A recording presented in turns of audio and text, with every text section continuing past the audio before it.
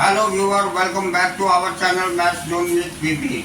मैं संजीव कुमार आज आपको चैप्टर 7 जो हमारी पर्यावरण एवं सतत विकास है उसकी डिटेल जानकारी देता हूं। तो आइए स्टार्ट होते हैं। अब आज हम चैप्टर 7 जो हमारी पर्यावरण एवं सतत विकास है, जिसे हम एनवायरमेंट एंड सस्टेनेबल डेवलपमेंट कहते हैं, इसकी डिटेल जानकारी प्राप्त करेंगे। तो आइए सबसे पहले हम अध्याय का स्वरूप देखेंगे। कहने का मतलब हो गया कि इस अध्याय के अंतर्गत हम कौन कौन से टॉपिक और उसके अंतर्गत कौन कौन से पॉइंट पढ़ेंगे, इसकी डिटेल जानकारी ले। तो ये हमारी अध्याय का स्वरूप है। इसमें पहला टॉपिक हम पढ़ेंगे पर्यावरण की अवधारणा। इसके अंतर्गत 2 पॉइंट हमारी है। पहली पॉइंट पर्यावरण का अर्थ एवं परिभाषा है और दूसरी पॉइंट पर्यावरण के जैविक तथा भौतिक तत्व हैं, तो इसकी जानकारी प्राप्त करें। दूसरा टॉपिक हमारा पर्यावरण का महत्व है, जिसके अंतर्गत 4 पॉइंट्स हैं। तो पहला पॉइंट पर्यावरण उत्पादन के लिए संसाधन प्रदान करता है। दूसरा पॉइंट पर्यावरण जीवन धारण में सहायक है। तीसरा पॉइंट पर्यावरण अवशिष्टों को आत्मसात करता है और चौथा पॉइंट पर्यावरण जीवन की गुणवत्ता को बढ़ाता है। तो ये 4 पॉइंट की जानकारी हम दूसरे टॉपिक में लेंगे। अब आइए हम तीसरा टॉपिक देखते हैं। तो हमारा तीसरा टॉपिक है पर्यावरण संकट। तो इसके अंतर्गत पहली पॉइंट पर्यावरण संकट की अवधारणा एवं कारण जानेंगे। इसमें पर्यावरण की धारण क्षमता और पर्यावरण की अवरोधी क्षमता दोनों की जानकारी प्राप्त करेंगे। नेक्स्ट पॉइंट पर्यावरण संकट का प्रभाव देखेंगे और उससे अगला पॉइंट पर्यावरण संकट में योगदान देने वाले कारक पढ़ेंगे। तो ये हम तीसरी टॉपिक के अंतर्गत इसकी डिटेल जानकारी प्राप्त करेंगे। अब हम चौथी टॉपिक में आते हैं। तो चौथी टॉपिक हमारी है भारत में पर्यावरण की स्थिति। अब इसके अंतर्गत पहला पॉइंट हम पढ़ेंगे भारत में पर्यावरण की 2 विशिष्ट विशेषताएं, जो कि हमारी संसाधन में समृद्ध, संसाधन से समृद्ध, और दूसरा है अत्यधिक जनसंख्या से ग्रस्त। ये दोनों की जानकारी लेंगे। अब नेक्स्ट पॉइंट हमारी है भारत में पर्यावरण अवनति यानी अवक्षय का द्विभाजन, जिसमें निर्धनता प्रेरित पर्यावरण अवनति और संपन्नता प्रेरित पर्यावरण अवनति देखेंगे। अब नेक्स्ट पॉइंट भारत में पर्यावरण अवनति यानी अवक्षय के मुख्य मुद्दे पढ़ेंगे। तो इन सारी पॉइंट्स की जानकारी हम चौथे टॉपिक में पढ़ेंगे। अब हम 5वें टॉपिक में आते हैं, जो सतत यानी अस्थायी विकास कहलाता है। तो इसके अंतर्गत जो पॉइंट पढ़ेंगे वो सतत अस्थायी विकास का अर्थ देखेंगे, परिभाषा एवं सतत विकास की वर्तमान स्थिति देखें। अब लास्ट टॉपिक जो हमारा छठा टॉपिक है वो सतत या अस्थायी विकास की रणनीतियां देखेंगे।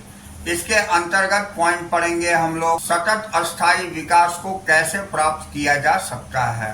तो इन सारे टॉपिक के अंतर्गत इतनी पॉइंट की जानकारी हम डिटेल से लेंगे। तो आइए हम फर्स्ट पॉइंट पर आते हैं, जो कि हमारी पर्यावरण की अवधारणा है, जिसे हम कंसेप्ट ऑफ एनवायरनमेंट कहते हैं। तो आइए इसका अर्थ एवं परिभाषा देखते हैं, यानी मीनिंग एंड डेफिनेशन। तो इसमें हम पर्यावरण से अभिप्राय उन सभी परिस्थितियों और उनके प्रभावों से है जो मानव जीवन को प्रभावित करते हैं।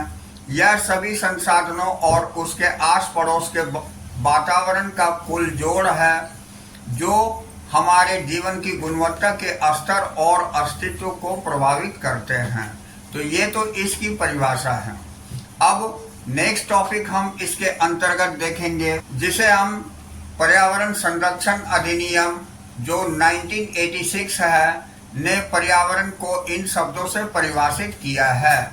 पर्यावरण के अंतर्गत जल, वायु और भूमि को तथा जल, वायु, भूमि, मनुष्यों और अन्य जीवित प्राणियों, पौधों, सूक्ष्म जीवों तथा संपत्ति में पाए जाने वाले अंतर संबंध को शामिल किया जाता है।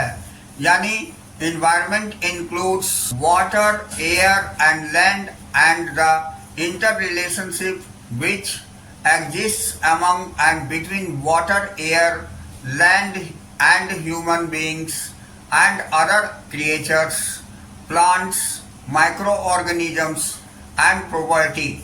Environment प्रोटेक्शन एक्ट 1986 में इसे बताया। अब आइए अब हम अगला पॉइंट पर्यावरण के जैविक तथा भौतिक तत्व पढ़ेंगे। तो living and physical element of environment. तो हम देखते हैं पर्यावरण के तत्वों से अभिप्राय पर्यावरण के घटकों से है, यानी पर्यावरण के दो मुख्य तत्व निम्नलिखित हैं। तो पहला पॉइंट है जैविक या जीवित, जिसे हम बायोटिक और लिविंग तत्व बोलते हैं, तथा दूसरा पॉइंट है हमारी अजैविक या भौतिक, जिसे हम एबायोटिक और फिजिकल तत्व बोलते हैं। तो आइए जैविक तत्व के बारे में जानकारी लेते हैं, जिसे हम लिविंग एलिमेंट्स बोलते हैं। तो जैविक तत्वों के अंतर्गत सभी जीवित प्राणियों जैसे कि पक्षियों, पौधों और जीव जंतुओं, वन, मत्स्य को शामिल किया जाता है, जो मानव जीवन को प्रभावित करते हैं। अब दूसरी बात है भौतिक तत्व यानी फिजिकल एलिमेंट्स। तो भौतिक तत्व के अंतर्गत वायु, जल, भूमि, मिट्टी, मौसम, पर्वत, खनिज एवं अन्य सभी संसाधनों को शामिल किया जाता है, जो प्रकृति ने हमें निःशुल्क उपहार के रूप में प्रदान किए हैं। अब अगली टॉपिक हम पर्यावरण का महत्व यानी सिग्निफिकेंस ऑफ एनवायरनमेंट देखेंगे। तो नीचे दिया गया प्रवाह चार्ट पर्यावरण के महत्व को उजागर करता है। तो आइए इसे हम चार्ट से जानकारी प्राप्त करते हैं। तो पर्यावरण का महत्व यानी सिग्निफिकेंस ऑफ एनवायरनमेंट, जिसमें पहला है पर्यावरण उत्पादन के लिए संसाधन प्रदान करता है, और दूसरा है पर्यावरण जीवन धारण में सहायक है, तीसरा है पर्यावरण अवशिष्टों को आत्मसात करता है, और चौथा है पर्यावरण जीवन की गुणवत्ता को बढ़ाता है। तो इन चारों पॉइंट्स के अंतर्गत हम इसकी महत्व को देखेंगे। तो आइए इसकी डिटेल जानकारी लेते हैं।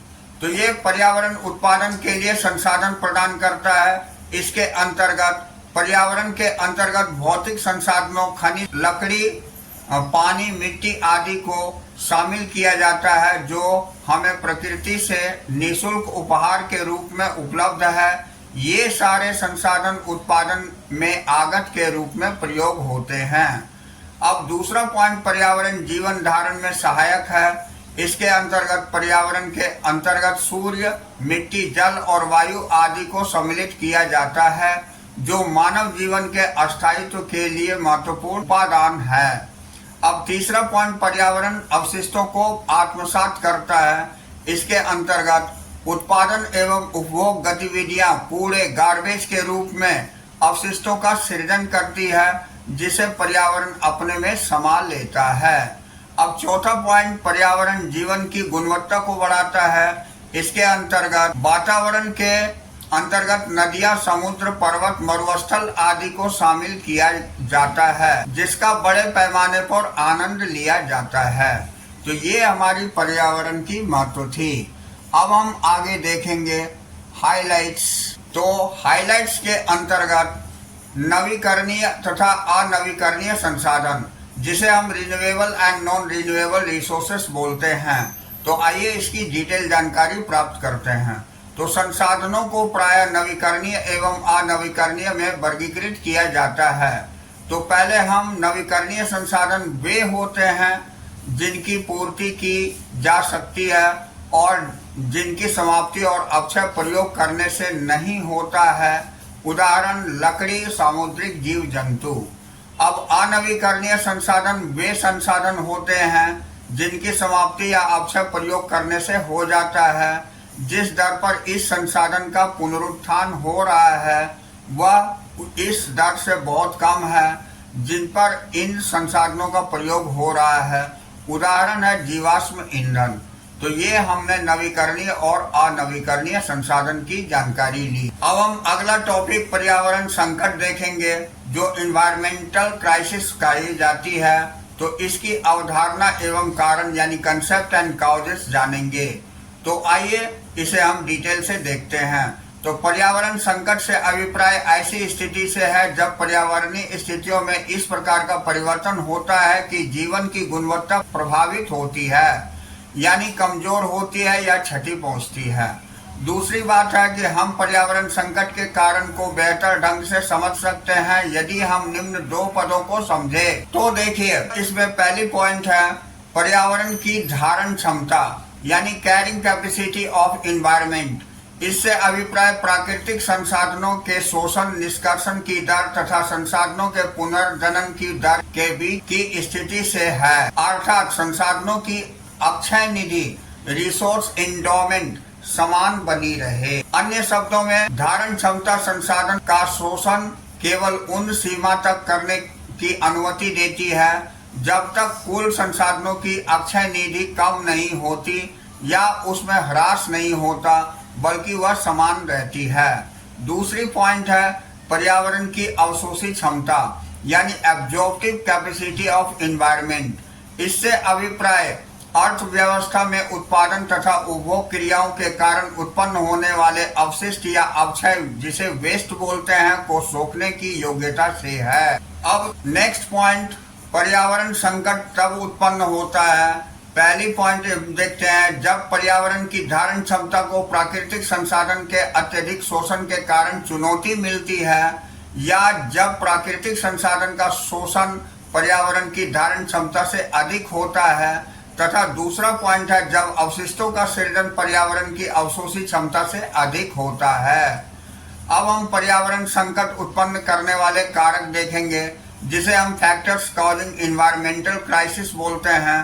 तो इसमें पहला है प्राकृतिक संसाधनों का अत्यधिक शोषण पर्यावरण की धारण क्षमता को चुनौती देता है या उसे अधिक होता है। अब दूसरा है अवशिष्टों का सृजन पर्यावरण की अवशोषी क्षमता से अधिक होता है। अब पर्यावरण संकट का प्रभाव देखेंगे, जिसे हम इम्पैक्ट ऑफ एनवायरमेंटल क्राइसिस बोलते हैं। तो ये हमारी पर्यावरण संकट का प्रभाव, यानी इम्पैक्ट ऑफ एनवायरमेंटल क्राइसिस है। तो इसमें पहली पॉइंट देखेंगे, पर्यावरण संकट कुछ संसाधनों के ह्रास अथवा विलुप्ति के अलावा वैश्विक उष्णता, ग्लोबल वार्मिंग, जलवायु परिवर्तन, ओजोन अपक्षय या कमी के रूप में प्रकट होता है। अब नेक्स्ट पॉइंट देखेंगे, यह भावी पीढ़ियों के लिए उत्पादन के संसाधनों की उपलब्धता के लिए गंभीर खतरा है, अर्थात समृद्धि की वर्तमान गति का या दर अंततः अस्थायी यानी अनसस्टेनेबल हो जाएगी, जो कि भावी पीढ़ियों के जीवन की गुणवत्ता के लिए खतरा है। अब नेक्स्ट पॉइंट, आज विश्व अभूतपूर्व स्तर के पर्यावरण संकट का सामना कर रहा है। बढ़ती जनसंख्या तथा उपभोग एवं उत्पादन के प्रचुर प्रतिमानों के कारण पर्यावरण पर अत्यधिक दबाव है। अब हम हाइलाइट्स देखेंगे। तो हाइलाइट्स के अंतर्गत पर्यावरण संकट की अवसर लागत उच्च होती है, यानी कि environmental crisis have high opportunity cost. तो ये हम देखेंगे। पहली पॉइंट है अवसर लागत एक अवसर का आनंद लेने के लिए किया गया त्याग है। इसे निम्न प्रकार से वर्गीकृत किया जा सकता है। पहला है परिहार्य तथा दूसरा अपरिहार्य। यह परिहार्य है जब उदाहरण के लिए भूमि के एक टुकड़े पर चावल के स्थान पर गेहूं उगाया जाता है। चावल के उत्पादन की हानि गेहूं के उत्पादन की अपरिहार्य अवसर लागत है। अब दूसरा पॉइंट, अवसर लागत परिहार्य है जब उदाहरण के लिए वाहनों के खराब रखरखाव के कारण अत्यधिक धुआं अनुमेय सीमा से अधिक उत्सर्जित होता है। तीसरी पॉइंट है पर्यावरण संकट की उच्च अवसर लागत निम्न 4 कारणों से होती है। तो इसके अंतर्गत पहली पॉइंट, अस्थायी विकास क्रियाओं के कारण कुछ जल निकाय प्रदूषित हो गए हैं तथा कुछ नदियां एवं जलभृत एक्विफायर्स सूख गए हैं, जिससे जल एक आर्थिक वस्तु बन गया है। अब हम इसका दूसरा पॉइंट देखेंगे। तो दूसरे पॉइंट के अंतर्गत संसाधनों के गहन एवं व्यापक निष्कर्ष ने कुछ महत्वपूर्ण संसाधनों को समाप्त कर दिया है और अब नए संसाधनों का पता लगाने के लिए भारी मात्रा में वित्त अनुसंधान और विकास को समर्पित करने की आवश्यकता है। तीसरी पॉइंट, पर्यावरण अवनति के कारण एक स्वस्थ जीवन शैली को बनाए रखने की लागत में वृद्धि हुई है। वायु और जल प्रदूषण से श्वसन और जल जनित बीमारियों की घटनाओं में वृद्धि हुई है। चौथी पॉइंट, ग्रीन हाउस गैसों के बढ़ते उत्सर्जन तथा जलवायु परिवर्तन की अभूतपूर्व दर के खतरे के कारण सरकारों यानी कि विश्व भर में की वित्तीय प्रतिबद्धताएं अभूतपूर्व स्तरों तक बढ़ गई है। अब हम नेक्स्ट टॉपिक जो हमारी पर्यावरण संकट में योगदान देने वाले कारक हैं वो पढ़ेंगे, जिसे हम factors contributing to environmental crisis बोलते हैं। तो आइए इसकी डिटेल जानकारी प्राप्त करते हैं। तो पर्यावरण संकट में योगदान देने वाले मुख्य कारक निम्नलिखित हैं। इसमें पहला है जनसंख्या विस्फोट, जिसे हम पॉपुलेशन एक्सप्लोजन बोलते हैं। तो पर्यावरण संकट का एक मुख्य कारण भारत में जनसंख्या विस्फोट की प्रवृत्ति है।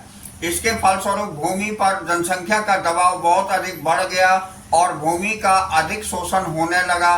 जनसंख्या विस्फोट के कारण वनों का बहुत अधिक कटाव किया गया ताकि वन भूमि का प्रयोग उद्योगों और निर्माण क्रियाओं में किया जा सके। दूसरा है व्यापक निर्धनता, जिसे हम वाइड स्प्रेड पॉवर्टी बोलते हैं। तो भारत में निर्धनता रेखा के नीचे के लोगों की संख्या काफी अधिक है। ये लोग अपने जीवन निर्वाह के लिए वनों का कटाव करते हैं तथा अनेक प्रकार की प्राकृतिक पूंजी का शोषण करते हैं। अब हमारी तीसरी पॉइंट है इसमें बढ़ता हुआ शहरीकरण यानी इंक्रीजिंग अर्बनाइजेशन। तो बढ़ते हुए शहरीकरण के कारण मकानों तथा अन्य सार्वजनिक सुविधाओं की मांग में काफी वृद्धि हुई है। इसके फलस्वरूप भूमि की मांग में वृद्धि हुई है तथा अन्य प्राकृतिक संसाधनों का अत्यधिक शोषण किया जा रहा है। अब इससे आगे हम चौथा पॉइंट देखेंगे। तो चौथा पॉइंट हमारी है कीटनाशक तथा रासायनिक उर्वरकों का अधिक प्रयोग यानी increasing use of insecticides and pesticides and chemical fertiliser. तो रासायनिक उर्वरकों तथा कीटनाशकों के अत्यधिक प्रयोग के कारण भी पर्यावरण प्रदूषित हो रहा है। पांचवा पॉइंट तीव्र औद्योगिकरण है यानी रैपिड इंडस्ट्रियलाइजेशन। तीव्र औद्योगिकरण भी वायु, जल तथा ध्वनि प्रदूषण को बढ़ावा देता है। तो विशेष रूप से औद्योगिक धुआं एक खतरनाक प्रदूषण है। अब हम इसकी हाइलाइट्स देखेंगे। तो हाइलाइट्स के अंतर्गत पहली पॉइंट हमारी मांग पूर्ति प्रतिलोम यानी सप्लाई डिमांड रिवर्सल है। तो इसमें फर्स्ट पॉइंट पर्यावरण अवनति एक समय अंतराल में अत्यधिक मात्रा में प्राकृतिक संसाधनों के मांग पूर्ति में प्रतिलोम के कारण होता है। दूसरी बात है औद्योगिकरण से पूर्व जब जीवन स्तर की गति धीमी होती थी तो प्राकृतिक संसाधन की मांग उसकी पूर्ति से ज्यादा नहीं होती थी। मनुष्य प्रकृति के एक अंग के रूप में जी रहा था, न कि उसके शोषक या उसके आदेशक के रूप में। तीसरी पॉइंट है जैसे जैसे औद्योगिकरण की प्रकृति हुई वैसे वैसे मानव की आवश्यकताएं बढ़ती गई। इसके अनुसार प्राकृतिक संसाधनों की मांग में घातांकी वृद्धि होने लगी, जिसके कारण इन संसाधनों का अत्यधिक प्रयोग एवं दुरुपयोग होने लगा। चौथी पॉइंट है संसाधनों की पूर्ति में प्रचुरता के स्वल्पता का प्रतिलोम दिखाई देने लगा। दूसरी ओर मांग प्रबंधन सीमा में अप्रबंधन सीमा की ओर परिवर्तन होने लगी। तो ये हमारी हाइलाइट्स थी। अब हम इसका अगला पॉइंट हम देखेंगे। तो नेक्स्ट पॉइंट हमारी है यातायात के साधनों का विविधीकरण, जिसे हम मल्टीप्लिसिटी ऑफ ट्रांसपोर्ट व्हीकल्स बोलते हैं। तो बढ़ते हुए शहरीकरण के कारण यातायात के साधनों में विविधीकरण से भी ध्वनि तथा वायु प्रदूषण में काफी वृद्धि हो रही है। नेक्स्ट पॉइंट हमारी नागरिक मानदंडों की अवहेलना है, डिसरिगार्ड फॉर सिविक नॉर्म, यानी भारतवर्ष में सामान्य जनता नागरिक मानदंडों को बनाए रखने का प्रयत्न नहीं करती। अधिकांशतः सड़कों पर पानी जमा रहता है तथा हॉर्न एवं लाउड स्पीकर का अविवेकपूर्ण प्रयोग किया जाता है। अब हम संक्षेप में देखेंगे। तो संक्षेप में पर्यावरण प्रदूषण मुख्यतः द्रुत शहरीकरण तथा औद्योगिकरण से हो रहा है। इसके अतिरिक्त लोगों द्वारा नागरिक मानदंडों की अवहेलना भी पर्यावरण प्रदूषण को बढ़ावा देती है। यह वैश्विक संकट में परिवर्तित हो रहा है। जिसको राष्ट्रीय और अंतर्राष्ट्रीय स्तर पर तुरंत सुधारने की आवश्यकता है। अब हम आइए हाइलाइट्स पर आते हैं। तो हमारी हाइलाइट्स है, पहली पॉइंट वैश्विक उष्णता, जिसे हम ग्लोबल वार्मिंग बोलते हैं। तो इसका अर्थ यानी कि मीनिंग हम देखते हैं। यह एक ऐसी अवस्था को सूचित करता है जहां पर्यावरण प्रदूषण एवं वन विनाश के कारण विश्व के तापमान में क्रमिक परंतु लगातार वृद्धि होती जा रही है। अब हम वर्तमान परिदृश्य यानी आंकड़े देखेंगे, जिसे हम प्रेजेंट सिनेरियो यानी डेटा बोलते हैं। तो ग्रीन हाउस गैसों, मुख्य रूप से कार्बन डाइऑक्साइड तथा उसके साथ मीथेन तथा दूसरी गैसें के उत्सर्जन के कारण पृथ्वी के बाहरी भाग का तापमान बढ़ता जा रहा है, जिसके कारण पिछली शताब्दी में पृथ्वी के तापमान में 0.6 डिग्री सेल्सियस तथा 1.1 फ़ारेनहाइट की वृद्धि हुई है। अब हम अगला पॉइंट देखेंगे इसी के अंतर्गत, जो हमारी है 1750 के पूर्व औद्योगिक स्तरों से अब तक कार्बन डाइऑक्साइड यानी CO2 तथा CH4 यानी मीथेन के वायुमंडलीय संकेंद्रण में क्रमशः 31% से 149% की वृद्धि हुई है। तो ये हमारी ग्लोबल वार्मिंग हुई है, इसकी जानकारी प्राप्त की है। अब इसका कारण देखते हैं। तो कारण यानी कि कॉजेज, ग्रीन हाउस गैसों के उत्सर्जन के 3 मुख्य कारण हैं। पहला कारण है कोयला तथा पेट्रोल उत्पाद का प्रज्वलन। ये कार्बन डाइऑक्साइड, मीथेन और नाइट्रस ऑक्साइड का उत्सर्जन करते हैं। दूसरा कारण है वन विनाश, जो कि वातावरण में कार्बन डाइऑक्साइड की मात्रा में वृद्धि करता है। तीसरा है पशुधन का बढ़ता हुआ उत्पादन तथा पशुधन का अवशिष्ट मीथेन का स्रोत है। पशुधन के बढ़ते उत्पादन के कारण वन विनाश होता है, क्योंकि पशुओं की बढ़ी हुई संख्या को समायोजित करने के लिए अधिक भूमि की आवश्यकता होती है, जिससे अप्रत्यक्ष रूप से वातावरण में CO2 की मात्रा में वृद्धि हुई है। अब इसका हम प्रभाव देखेंगे यानी इम्पैक्ट। अब हम प्रभाव देखेंगे यानी कि इम्पैक्ट। तो तापमान में वृद्धि ध्रुवीय बर्फ के पिघलाने में सहायक सिद्ध हो रही है, जो सामुद्रिक जल स्तर में वृद्धि का कारण है।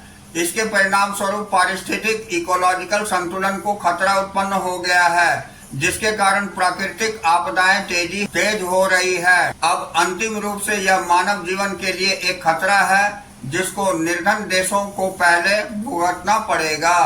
अब इसके लिए उठाए गए कदम हम पढ़ते हैं, स्टेप्स टेकन। तो 1997 में जापान के क्योटो में जलवायु परिवर्तन पर क्योटो प्रोटोकॉल के नाम से जाना जाने वाला एक संयुक्त राष्ट्र सम्मेलन हुआ, जिसमें वैश्विक उष्णता का सामना करने के लिए अंतर्राष्ट्रीय समझौता हुआ। इस समझौते में औद्योगिक राष्ट्रों से ग्रीन हाउस गैसों के उत्सर्जन में कमी करने की मांग की गई। अब हम ओजोन अपक्षय देखेंगे यानी ओजोन डिप्लीशन। तो ओजोन अपक्षय यानी ओजोन डिप्लीशन, इसका अर्थ देखते हैं। तो इससे अभिप्राय समताप मंडल में ओजोन यानी सुरक्षा परत की कमी से है।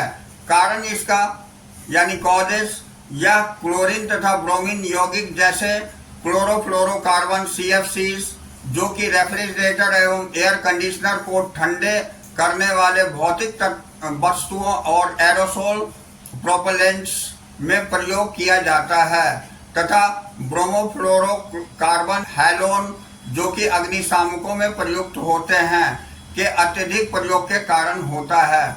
अब इसका सीधा प्रभाव देखेंगे यानी डायरेक्ट इम्पैक्ट। जैसे जैसे ओजोन का अपक्षय होता है, वैसे वैसे परावैंगनी विकिरण यानी अल्ट्रावायलेट रेडिएशंस पृथ्वी पर तेजी से फैल रही है, जो कि जीवित जीवों के लिए एक खतरा है। निकट भविष्य में ओजोन परत में लगभग 5% अपक्षय रिकॉर्ड किया गया है, जो कि विश्व के लिए एक सोचने वाला मुद्दा है। अब हम अगला पॉइंट उठाए गए कदम देखेंगे, जिसे स्टेप्स टेकन।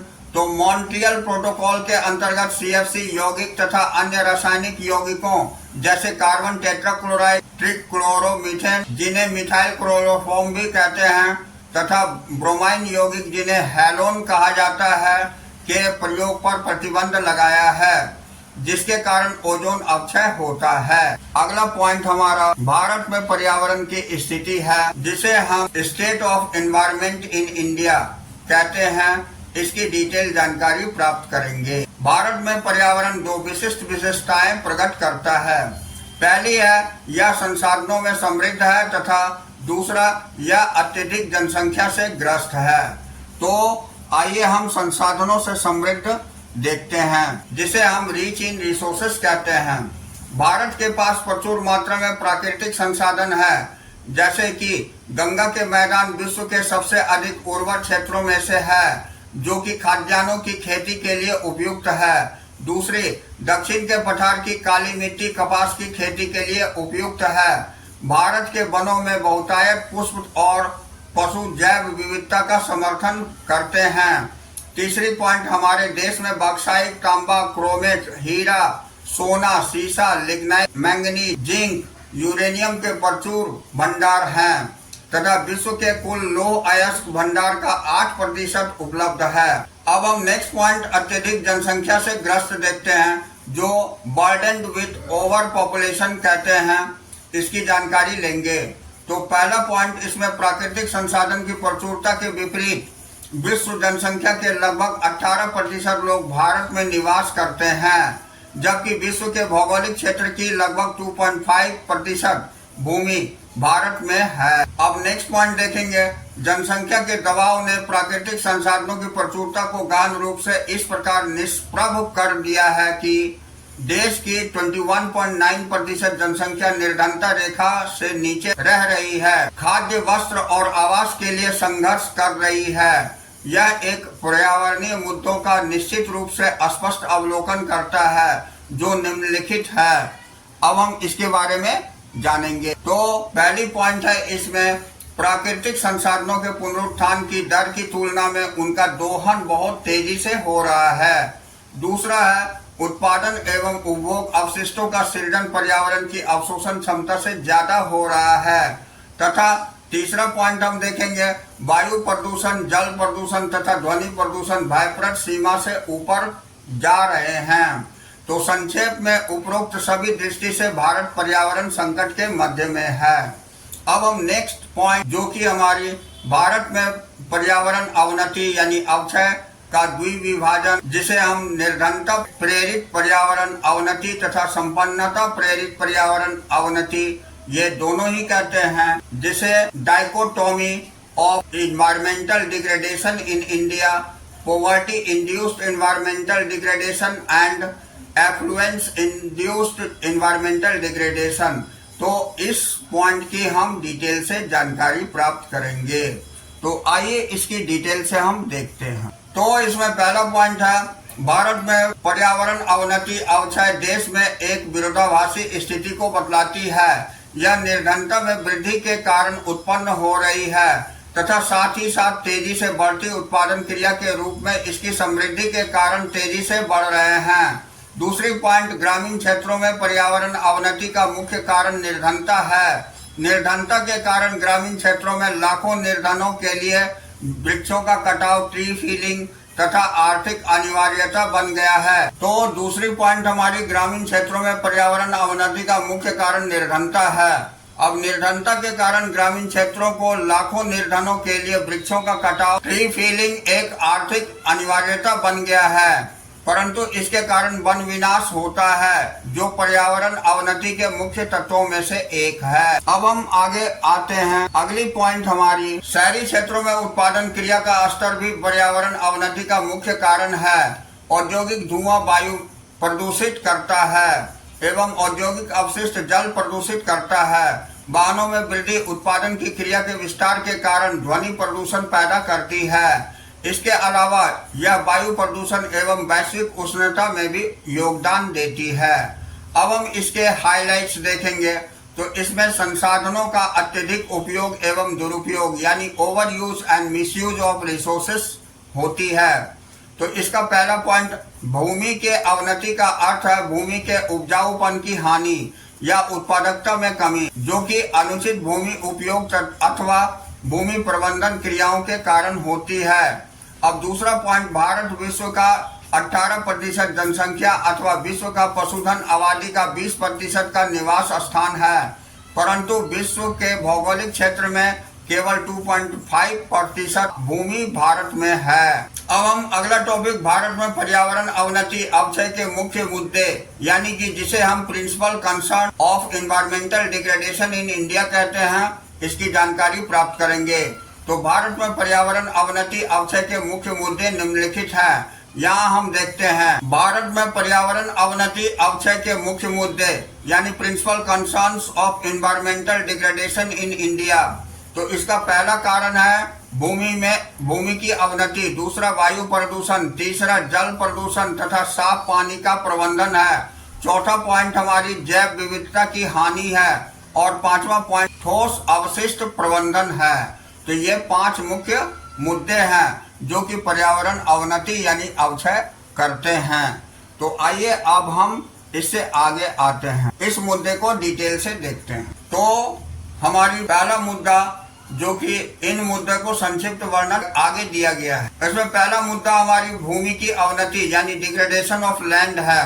तो आइए इसकी डिटेल जानकारी लेते हैं। तो भूमि की अवनति का अर्थ भूमि के उपजाऊपन की हानि या उत्पादकता में कमी जो कि अनुचित भूमि उपयोग तथा भूमि प्रबंधन क्रियाओं के कारण होता है। अब इसकी दूसरी पॉइंट, भारत विश्व की 18% जनसंख्या तथा विश्व की पशुधन आबादी का 20% का निवास स्थान है, परंतु विश्व के भौगोलिक क्षेत्र की केवल 2.5% भूमि भारत में है। अब अगला पॉइंट देखेंगे, इसके कारण वानिकी, कृषि, मानव बस्तियों और उद्योगों के उद्देश्य से भूमि का गहन प्रतिस्पर्धात्मक उपयोग होता है। भूमि की अवनति इसका स्पष्ट परिणाम है। इस संदर्भ में हम निम्न कारकों की मुख्य कारणों के रूप में पहचान कर सकते हैं। तो पहला है अत्यधिक चराई जिसके कारण वनस्पति की क्षति होती है।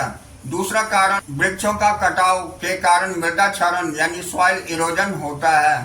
तीसरा कारण खेती की स्थानांतरण यानी शिफ्टिंग कल्टीवेशन जिसके कारण वन विनाश होता है। जब एक भूखंड अपनी उर्वरता खो देती है तो उसे छोड़ दिया जाता है और खेतों को भूमि के दूसरे भूखंड में स्थानांतरित कर दिया जाता है। अब चौथा कारण वन भूमि का अतिक्रमण जिसके कारण वन विनाश होता है। पांचवा कारण वनों में आग जिसके कारण वनस्पति की हानि होती है। छठा कारण अपर्याप्त मिट्टी संरक्षण उपाय जिससे मिट्टी की उर्वरता कम होती है। सातवां कारण अनुचित फसल चक्रण यानी क्रॉप रोटेशन जो मिट्टी के उपजाऊपन को हानि पहुंचाता है। आठवां कारण जो कृषि रसायनों यानी उर्वरक तथा कीटनाशक का अविवेकपूर्ण उपयोग जो मिट्टी के उपजाऊपन को हानि पहुंचाता है। अब हम 9वां कारण देखेंगे जो सिंचाई व्यवस्था का अनुचित नियोजन तथा प्रबंधन है जिससे भूमि की उत्पादकता में कमी होती है। 10वां कारण भूजल का अत्यधिक निष्कर्षण जिससे भूजल स्तर कम होता है तथा भूमि की उत्पादकता कम होती है। अब हम हाइलाइट्स देखेंगे। तो इसमें पहले भूमि अवनति के भयप्रद परिणाम यानी alarming consequences of land degradation है, इसकी डिटेल जानकारी लेंगे। तो इसकी पहली पॉइंट है हमारी अत्यधिक निम्न प्रति व्यक्ति जंगल भूमि केवल 0.06 हेक्टेयर जबकि लोगों की बुनियादी आवश्यकताओं की पूर्ति के लिए यह संख्या 0.47 हेक्टेयर होनी चाहिए। अब दूसरा है मृदा क्षरण 5.3 बिलियन टन प्रति वर्ष की भयप्रद दर से हो रहा है।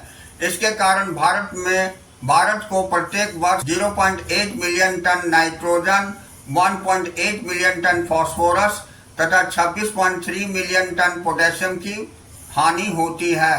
भारत सरकार के अनुमानों के अनुसार देश को प्रत्येक वर्ष भूमि क्षय से 5.8 मिलियन टन से 8.4 मिलियन टन पोषक तत्वों की क्षति होती है। अब हमारी इसके अंतर्गत दूसरी पॉइंट है वायु प्रदूषण, मुख्यतः शहरी क्षेत्रों में वाहनों के प्रदूषण के रूप में यानी air pollution particularly in the form of vehicular pollution in the urban areas. तो इसकी पहली पॉइंट हम देखेंगे वायु प्रदूषण वायु के उत्पादन तथा उपभोग क्रियाओं के कारण उत्सर्जित विषैली जहरीली गैसों जैसे कि कार्बन डाइऑक्साइड और कार्बन मोनोऑक्साइड के कारण होता है। दूसरी पॉइंट है वायु अपने साथ ऑक्सीजन ले जाती है जो जीवन का एक अनिवार्य तत्व है। वायु के प्रदूषण का अर्थ है जीवन के आवश्यक तत्वों में प्रदूषण। जिसके फलस्वरूप जीवन की गुणवत्ता प्रभावित होती है। तो आज की क्लास हम यहीं ऑफ करते हैं। अगली क्लास में हम यहाँ से डिटेल जानकारी आपको देंगे, जो कि हमारा टॉपिक है वायु प्रदूषण किन कारणों से होता है, यानी what causes pollution of air. तो इस टॉपिक से अगले दिन हम चलेंगे। तो that's all for today. We will meet again on the next class.